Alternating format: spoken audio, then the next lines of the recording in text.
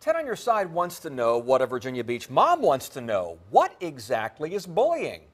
Is it one student being repeatedly hit, knocked down, and harassed by classmates? Kathy Hines believes it is. That's what she tells us has happened to her son Dallas, a special needs student. Investigative reporter Chris Horne has more now on how long this has been going on. Chris. Anita and Tom, she says it started in kindergarten and now he's in 10th grade.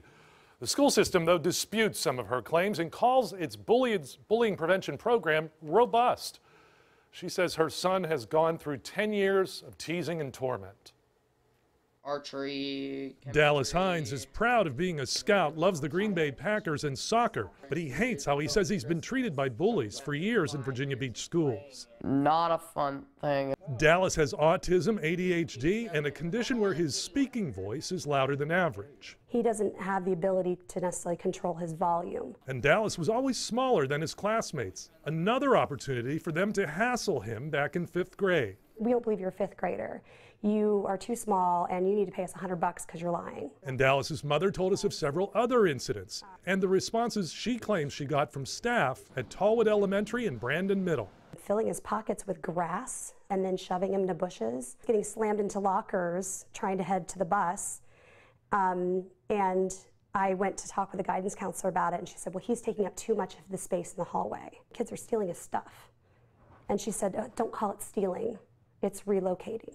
It was his responsibility to walk away from the bully. In written responses to our specific questions about Dallas, the school division disputes these claims. They did agree to talk on camera about bullying in general, how it's defined and how it's disciplined.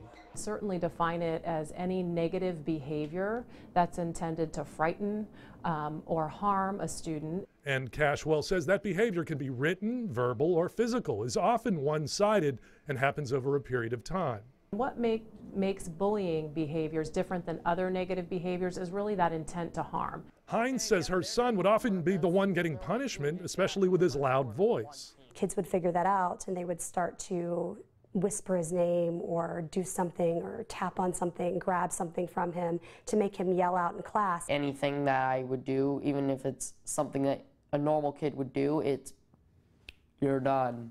The school division says Dallas was disciplined 11 times over his 3 years in middle school.